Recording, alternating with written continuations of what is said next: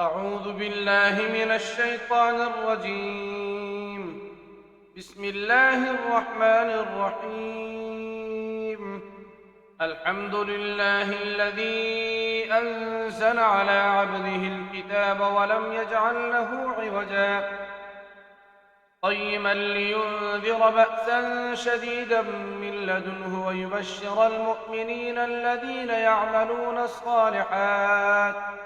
ويبشر المؤمنين الذين يعملون الصالحات أن لهم أجرا حسنا ماكثين فيه أبدا وينذر الذين قالوا اتخذ الله ولدا ما لهم به من علم ولا لآبائهم كبرت كلمة تخرج من أفواههم إن يقولون إلا كذبا فلعلك باخع نفسك على آثارهم إن لم يؤمنوا بهذا الحديث أسفا إنا جعلنا ما على الأرض زينة لها لنبلوهم أيهم أحسن عملا وإنا لجاعلون ما عليها صعيدا جرزا أم حسبت أن أصحاب الكهف والرقيم كانوا من آياتنا عجبا إذ أوى الفتية إلى الكهف فقالوا ربنا آتنا من لدنك رحمة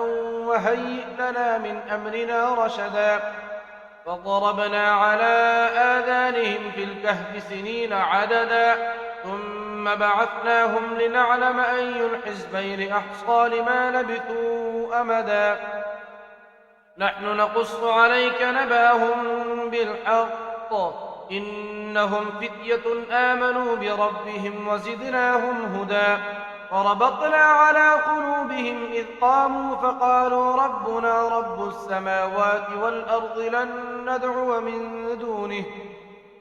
ندعو من دونه إلها لقد قلنا إذا شططا هؤلاء قوم اتخذوا من دونه آلهة لولا يأتون عليهم بسلطان بين فمن أظلم ممن افترى على الله كذبا وإذ اعتزلتموهم وما يعبدون إلا الله فأووا إلى الكهف ينشر لكم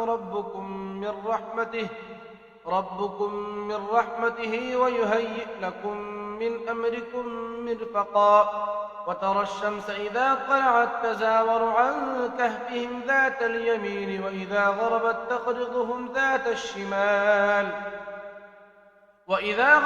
تقرضهم ذات الشمال وهم في فجوة منه ذلك من آيات الله من يهد الله فهو المهتد ومن يضلل فلن تجد له وليا مرشدا وتحسبهم أيقاظا وهم رقود ونقلبهم ذات اليمين وذات الشمال وكلبهم باسط ذراعيه بالوصيد لو اطلعت عليهم لوليت منهم فرارا ولملئت منهم رعبا وكذلك بعثناهم ليتساءلوا بينهم قال قائل منهم كم لبثتم قالوا لبثنا يوما أو بعض يوم قالوا ربكم أعلم بما لبثتم فبعثوا أحدكم بورقكم هذه إلى المدينة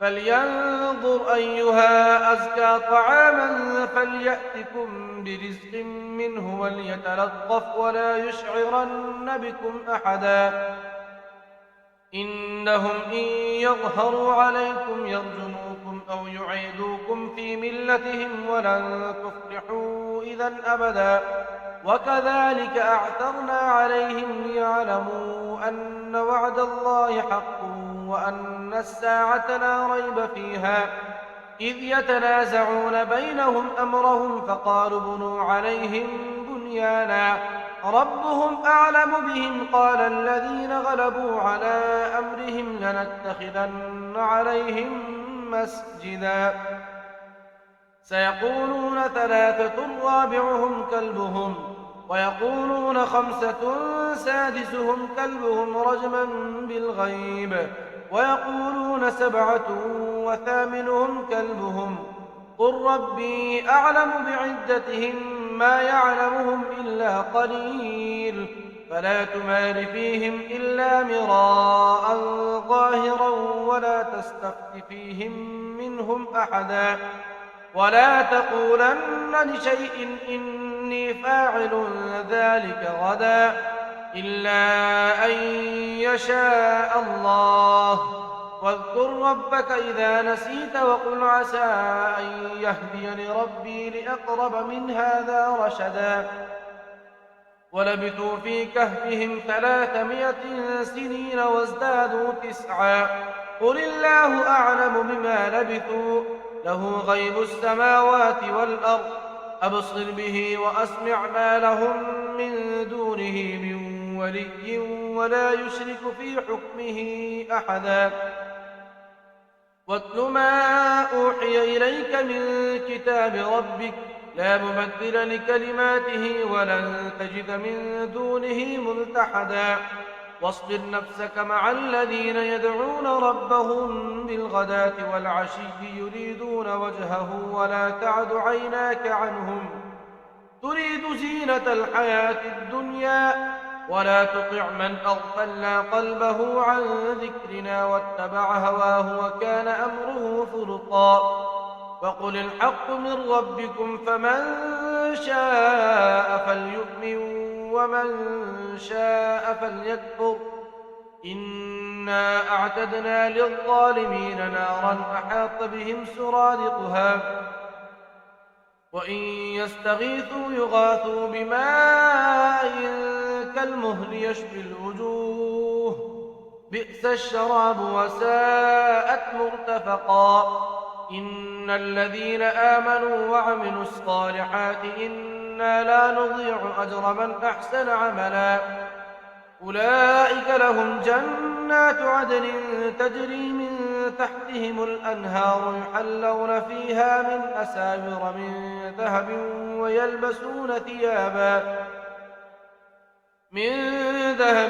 ويلبسون ثيابا خضرا من سندس واستبرق متكئين فيها على الأرائك، نعم الثواب وحسنت مرتفقا.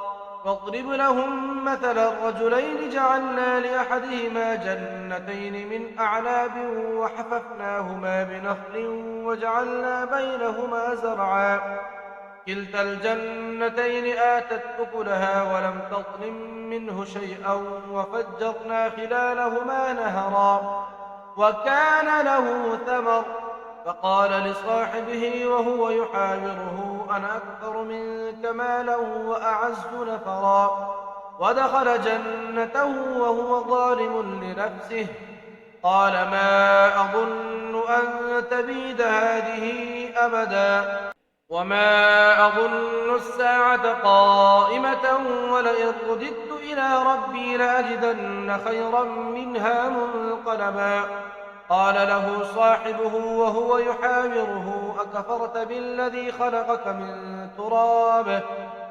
من تراب ثم من نطفة ثم سواك رجلا، لكن هو الله ربي ولا أشرك بربي أحدا. ولولا إذ دخلت جنتك قلت ما شاء الله لا قوة إلا بالله إن ترني لا أقل منك مالا وولدا، فعسى ربي أن يؤتيني خيرا من جنتك ويرسل عليها حسبانا من السماء فتصبح صعيدا زلقا، أو يصبح ماؤها غورا فلن تستطيع له طلبا، فأحيط بثمنه فأصبح يقلب كفيه على ما أنفق فيها وهي خاوية على عروشها ويقول يا ليتني لم أشرك بربي أحدا، ولم تكن له فئة ينصرونه من دون الله وما كان منتصرا. هنالك الولاية لله الحق الحق هو خير ثوابا وخير عقبا. واضرب لهم مثل الحياة الدنيا كماء إن أنزلناه من السماء فاختلط به نبات الأرض فأصبح هشيما تذروه الرياح وكان الله على كل شيء مقتدرا. المال والبنون زينة الحياة الدنيا والباقيات الصالحات خير عند ربك ثوابا وخير أملا. ويوم نسير الجبال وترى الأرض بارزة وحشرناهم فلم نغادر منهم أحدا وعرضوا على ربك صفا لقد جئتمونا كما خلقناكم أول مرة بل زعمتم أن لن نجعل لكم موعدا. فوضع الكتاب فترى المجرمين مشفقين مما فيه ويقولون يا ويلتنا ما لهذا الكتاب لا يغادر صغيرة ولا كبيرة إلا أحصاها ووجدوا ما عملوا حاضرا ولا يظلم ربك أحدا. وإذ قلنا للملائكة اسجدوا لآدم فسجدوا إلا إبليس كان من الجن ففسق عن أمر ربه أفتتخذونه وذريته أولياء من دوني وهم لكم عدو بئس للظالمين بدلا. ما أشهدتهم خلق السماوات والأرض ولا خلق أنفسهم وما كنت متخذ المضلين عضدا. ويوم يقول نادوا شركائي الذين زعمتم فدعوهم فلم يستجيبوا لهم وجعلنا بينهم موبقا. ورأى المجرمون النار فظنوا أنهم مواقعوها ولم يجدوا عنها مصرفا. ولقد صرفنا في هذا القرآن للناس من كل مثل وكان الإنسان أكثر شيء جدلا. وما منع الناس أن يؤمنوا إذ جاءهم الهدى ويستغفروا ربهم إلا أن تأتيهم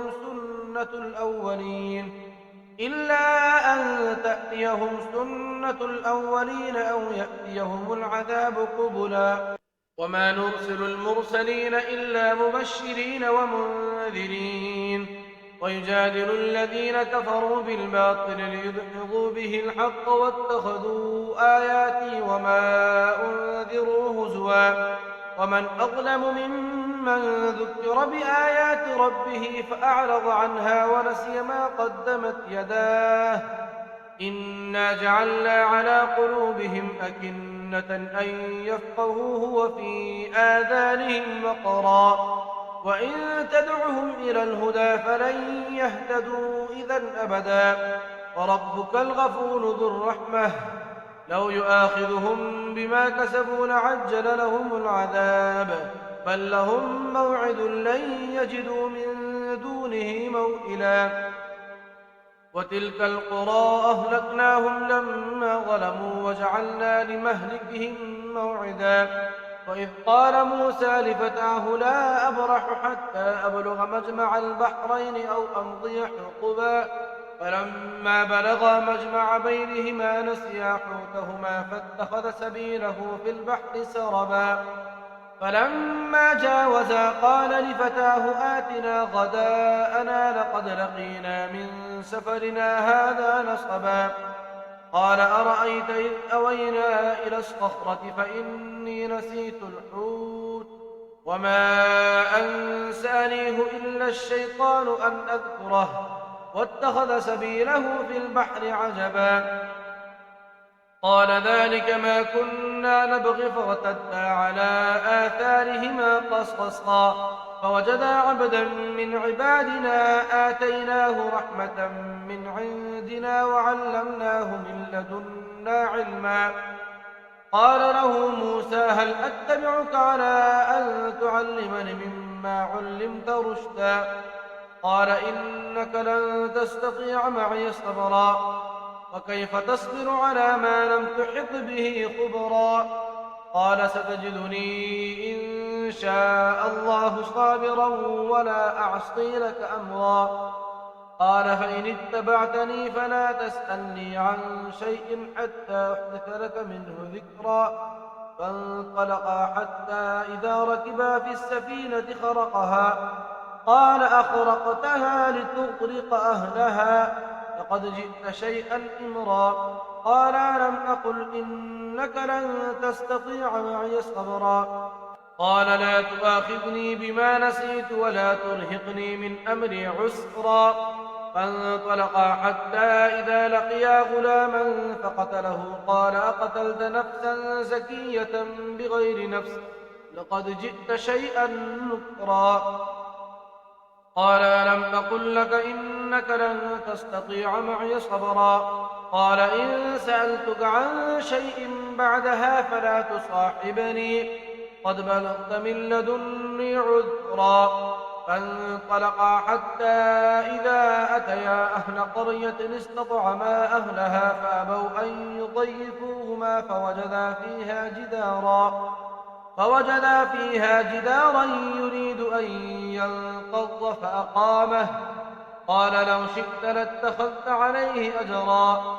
قال هذا فراق بيني وبينك سأنبئك بتأويل ما لم تستطع عليه صبرا.